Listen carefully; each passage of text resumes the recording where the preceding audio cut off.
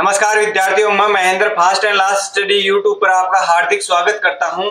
हम मौलिक अधिकार पढ़ रहे थे। मौलिक अधिकार के अंदर हमने समानता का अधिकार और स्वतंत्रता का अधिकार पढ़ लिया था। आज शोषण के विरुद्ध अधिकार पढ़ेंगे, जिसके अनुच्छेद 23 और 24 के बारे में देखेंगे।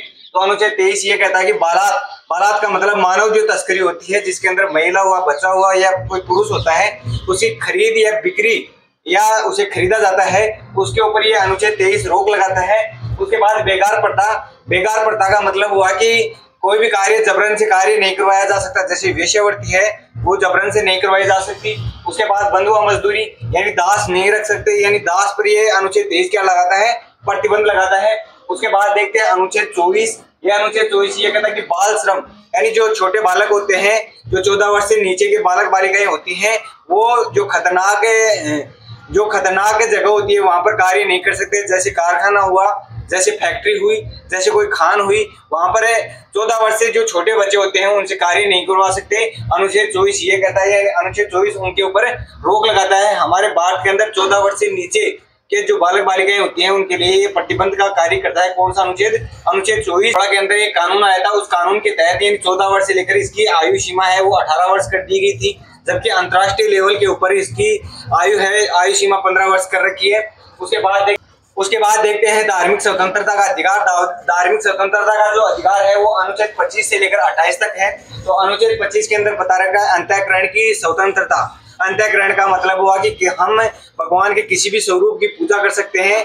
ठीक है, तो हम किसी भी भगवान के किसी भी स्वरूप की क्या कर सकते हैं? पूजा कर सकते हैं, उसको अपने अंतरात्मा से मान सकते हैं। उसके बाद धर्म परिवर्तन का प्रावधान है इसके अंदर। धर्म परिवर्तन का मतलब हुआ कि हम किसी भी धर्म को मान सकते हैं, किसी भी धर्म में हम जा सकते हैं। यह अनुच्छेद 25 के तहत है। सिख धर्म है, उसके अंदर कटार रखने की अनुमति दे रखी है इसके अंदर। अनुच्छेद 25 है वो ये कहता है कि सिख धर्म के जो भी अनुयायी है, जो व्यक्ति हैं, जो नागरिक हैं, उन्हें कटार रखने की क्या है? अनुमति है। उसके बाद अनुच्छेद 26 देखते हैं। अनुच्छेद 26 के अंदर दे रखा है कि धार्मिक कार्यों का प्रबंधन की स्वतंत्रता, यानी धार्मिक कार्यों के लिए जो प्रबंधन की स्वतंत्रता दे रखी है अनुच्छेद 26 के तहत। यानी इसके अंदर है कि आप भंडारा कर सकते हैं, आप पोस्टपड़े का जो वितरण है उसका आप वितरण कर सकते हैं। उसके बाद देखते हैं अनुच्छेद 27। अनुच्छेद 27 ये कहता है कि धार्मिक कार्यों के लिए जो व्यक्ति विशेष होता है उसके से कोई कर नहीं लिया जाएगा। यानी राज्य की सरकार है वो धार्मिक कार्यों के लिए जो भी व्यक्ति यानी धर्म के लिए, मंदिरों के लिए अगर कोई दान करता है, पुण्य करता है या फिर कोई जैसे भंडारा वगैरह करवाता है तो उससे कर नहीं लिया जाएगा। यानी उस विशेष व्यक्ति से क्या नहीं लिया जाएगा? कर नहीं लिया जाएगा, क्योंकि वो धार्मिक कार्यों में अपना पैसा लगा रहे हैं। तो अनुच्छेद 27 इस बात के ऊपर क्या करता है? प्रतिबंध करता है। उसके बाद है अनुच्छेद 28। अनुच्छेद 28 ये कहता है कि किसी भी शिक्षण संस्थान में धार्मिक शिक्षा पर प्रतिबंध नहीं लगेगा। यानी कोई भी शिक्षण संस्थान है उसमें धार्मिक शिक्षा नहीं दी जा सकती। लेकिन इसके अंदर अपवाद है मदरसा के अंदर इस्लाम धर्म है उसकी शिक्षा दी जाती है। ये क्या है? इसके अंदर अपवाद है अनुच्छेद 28 के तहत। उसके अनुच्छेद 28 के बाद है शिक्षा संस्कृति का अधिकार। यानी शिक्षा और संस्कृति का अधिकार 29 और 30 के अंदर है। 29 के अंदर यानी अनुच्छेद 29 है ये कहता है कि अल्पसंख्यक वर्ग हमारे देश के अंदर 6 है, तो अल्पसंख्यक वर्गों को एक विशेष छूट दे रखी है। यानी कि उनकी जो भाषा हुई, उनकी संस्कृति हुई, वो अपनी भाषा और संस्कृति को बनाए रख सकते हैं। उनका प्रावधान अनुच्छेद 29 करता है। हमारे भारत के अंदर क्या है? जो अल्पसंख्यक समुदाय है वो देख लेते हैं। मुस्लिम हुआ, सिख हुआ, ईसाई हुआ, बौद्ध धर्म हुआ, जैन धर्म हुआ और पारसी धर्म हुआ। तो ये प्रमुख 6 हैं। 6 जो अल्पसंख्यक वर्ग हैं उनको क्या है? अपनी संस्कृति को बचाए रख सकते हैं, अपनी जो भाषा है उसको बनाए रख सकते हैं। ये उनके लिए है अनुच्छेद 29। अनुच्छेद 29 के बाद है अनुच्छेद 30। अनुच्छेद 30 के अंदर बता रखा है कि जो अल्पसंख्यक वर्ग हैं उनके द्वारा संचालित जो शिक्षण संस्थान है उनके लिए जो गवर्नमेंट है वो गवर्नमेंट अनुदान नहीं देगी। अगर अनुदान देगी या पैसे देगी शिक्षण संस्थान के लिए तो सभी के लिए बराबर देगी। यानी जो 6 हमारे अल्पसंख्यक वर्ग हैं उनको सभी को क्या देगी? समान देगी। किसी अलग विशेष को, जैसे मदरसा है उस मदरसा के लिए अलग से नहीं देगी, यानी अलग से फंड गवर्नमेंट नहीं देगी। यह अनुच्छेद 30 के अंदर है। उसके बाद अनुच्छेद 31 ये कहता है कि हमें गारंटी देता था उस समय जब हमारा मूल संविधान में अनुच्छेद 31 था उस समय ये गारंटी दे रहा था कि संपत्ति का अधिकार यानी संपत्ति आप रख सकते हैं। लेकिन 44वां संविधान संशोधन 1978 हुआ, उसके तहत इस संपत्ति के अधिकार को हटाकर अनुच्छेद 30 के अंदर कानूनी अधिकार बना दिया गया, यानी अनुच्छेद 300 के अंदर इसको रखा गया है। इसके बाद देखते हैं संवैधानिक उपचारों का अधिकार है, यानी संवैधानिक उपचारों का अधिकार है वो अनुच्छेद 32 है। इसके अंदर जो हमारे मौलिक अधिकार हैं, इन मौलिक अधिकारों की सुरक्षा की गई है, उनकी रक्षा की गई है। भीमराव अंबेडकर हैं, उन्होंने इस अनुच्छेद 32 को संविधान की आत्मा कहा है, यानी संविधान की जो आत्मा है ये अनुच्छेद 32 है। और साथ ही साथ जो 226 है अनुच्छेद जो हाई कोर्ट के द्वारा, और जो 32 है वो SC यानी सुप्रीम कोर्ट है, जो सर्वोच्च न्यायालय है, वो ये अधिकार देता है नागरिकों को कि मौलिक जो अधिकार है उनकी रक्षा करने के लिए।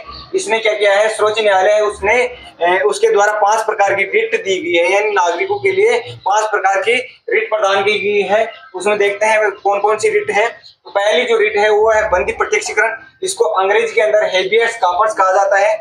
इसके अंदर क्या कहा गया है, यानी गिरफ्तार व्यक्ति है उसको न्यायाधीश के अगर सामने प्रस्तुत नहीं किया जाता है पुलिस के द्वारा, तो इसका जो मौलिक अधिकार है इसका उल्लंघन हुआ है। उस कारण ये व्यक्तिगत स्वतंत्रता से संबंधित बताता है इसके अंदर, यानी व्यक्तिगत स्वतंत्रता है इसकी, यानी उसके क्या है पुलिस के द्वारा न्यायालय के समक्ष पेश नहीं किया गया, ये मौलिक अधिकार है, उसका हनन हुआ है, तो बंदी प्रत्यक्षीकरण की जो प्रक्रिया है, जो रिट है वो लगाई जा सकती है। उसके बाद देखते हैं परमादेश। परमादेश या इसे अंग्रेजी के अंदर मेंडासमस कहते हैं। इसका जो अर्थ होता है, ये अर्थ होता है कि मैं आदेश देता हूँ, यानी सर्वोच्च न्यायालय है वो न्यायालय जो अधिकारी होते हैं उन अधिकारी को यह कहता है कि अपने कर्तव्य का पालन करें, यानी अपने कर्तव्य है उसका पालन करें। ठीक है, तो कर्तव्य पालन करने की जो अनुमति है वो कौन सी रिट दे रही है, तो वो रिट दे रही है परमादेश की।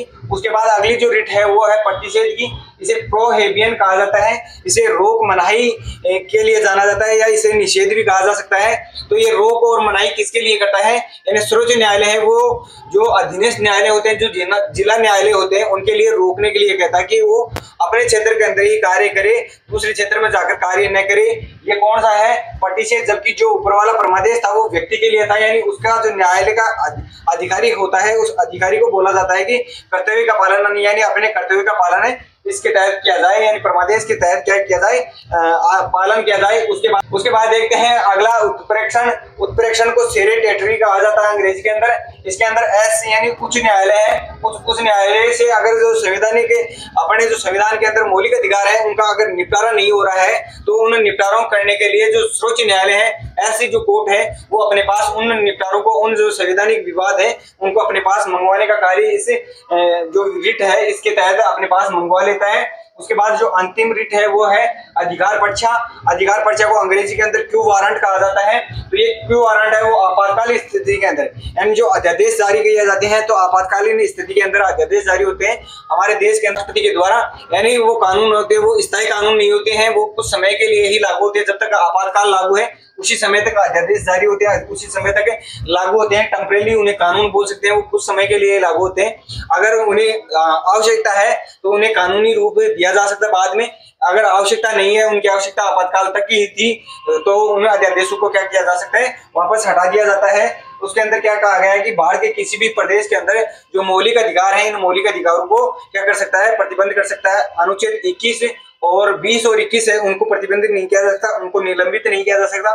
बाकी जितने भी अपने मौलिक अधिकार हैं उन सब मौलिक अधिकारों को क्या करता है, इस अनुच्छेद के तहत यानी जो ये अधिकार पर्चा है उसके तहत क्या किया जा सकता है, हटाया जा सकता है, उसको प्रतिबंधित किया जा सकता है।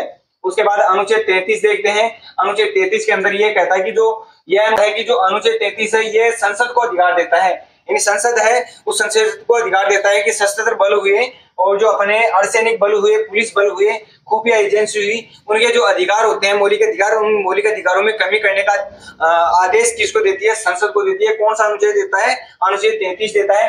अनुच्छेद 34 के अंदर राष्ट्रपति के द्वारा मार्शल लॉ, जो मार्शल लॉ है ब्रिटेन के संविधान से लिए हैं, यानी सैनिक शासन अपने देश के अंदर लागू किया जा सकता है अनुच्छेद 34 के तहत। ठीक है, उसके बाद देखते हैं अनुच्छेद 35। अनुच्छेद 35 ये कहता है कि जो मौलिक अधिकार है इन मौलिक अधिकारों में कमी और वृद्धि करने का जो कार्य है वो अपनी संसद कर सकती है, यानी अंतिम जो कानून कमी और वृद्धि है वो करने का जो अंतिम अधिकार है वो संसद के पास है।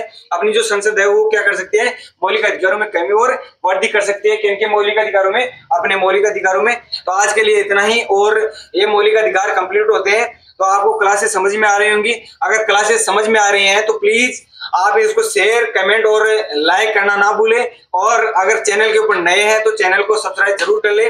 धन्यवाद। जय हिंद, जय भारत, वंदे मातरम।